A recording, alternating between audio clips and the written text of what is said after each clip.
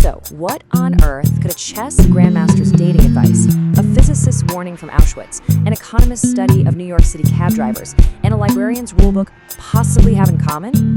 I know, it sounds like the setup to a really, really weird joke. But today, we're going to unravel the single powerful secret they all share. So let's start by meeting our guides. Our sources today are, let's be honest, a wild mix. First up, we've got this hyper-strategic guide to dating that actually uses principles from chess. Then we have this incredibly powerful, almost haunting reflection on the nature of knowledge, born from one of the darkest chapters in human history. We also have a behavioral economics paper that found something just bizarre about how taxi drivers in New York decide when to call it a day. And finally, we have the Dewey Decimal Classification Manual, the library system, and its surprisingly specific rules for dealing with ambiguity.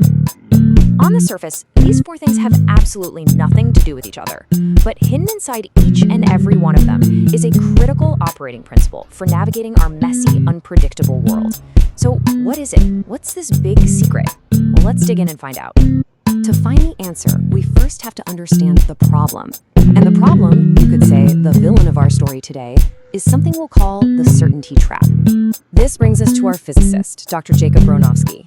In his amazing 1973 documentary, The Ascent of Man, he stood at Auschwitz, a place where members of his own family had been murdered, and he delivered this profound warning.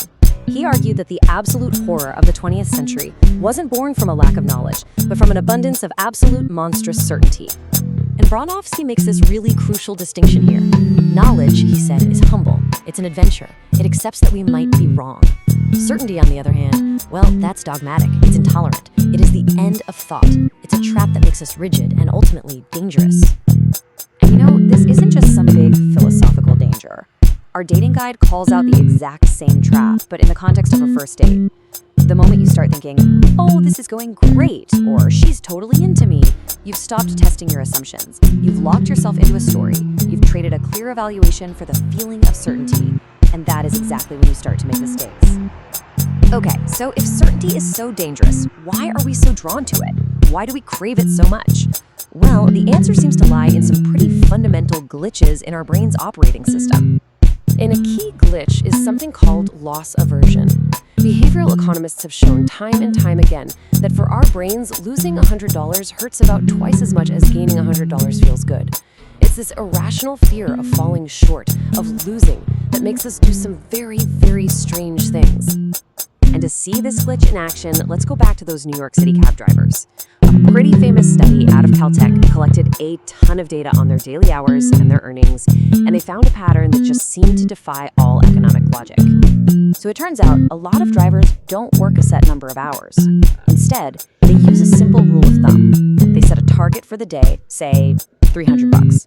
And once they hit that number, they just go home. I mean, that feels pretty sensible, right? A clear goal, a feeling of certainty when you hit it. But it leads to a really bizarre outcome. This simple rule has this totally perverse effect. On rainy days, when demand is through the roof and they're making money hand over fist, they hit their targets super early, and they peak. But on sunny days, when business is slow, they have to work incredibly long hours just to hit that same target. Because of loss aversion, that deep fear of not meeting their daily goal, they actually work less when they could be making more, and more when they could be making less. It makes no sense. And this isn't just about cab drivers. In the world of finance, this exact same bias has a name. It's called the disposition effect. Investors hate to sell a losing stock because that would mean realizing a loss. So instead, they hold on, hoping it'll come back, basically gambling in the domain of loss. Just like that cabbie driving in circles on a slow afternoon. Okay, so our brains are glitched and we crave a certainty that's actually dangerous. So what's the solution?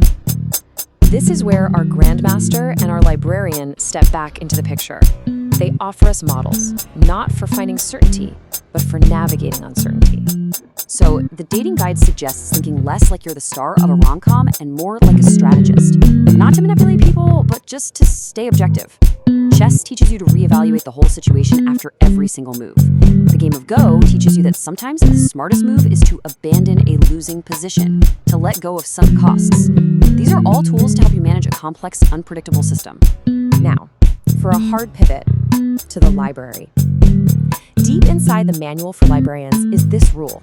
It's about how to classify a research organization versus an organization that just promotes research. It is a deeply arcane rule for dealing with ambiguity.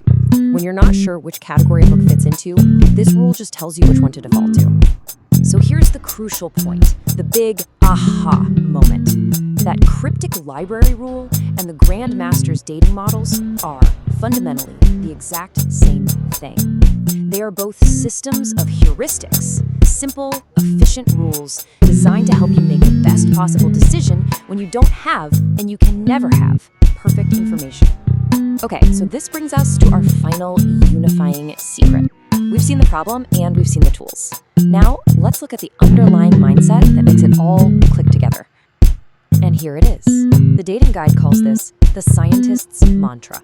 It's a single sentence, and it's designed to completely collapse that certainty trap in real time. It shifts the goal entirely. The objective is no longer to be correct in your assessment, but to be able to change your assessment as new information comes in. This is the one secret that all 4 of our guides share. Bronowski's lesson from history is that the demand for absolute rightness leads to tragedy. The cab driver's mistake is sticking to a rigid target instead of adapting to the reality of the day. The librarian's manual and the Grand Master's models are simply tools for adaptation.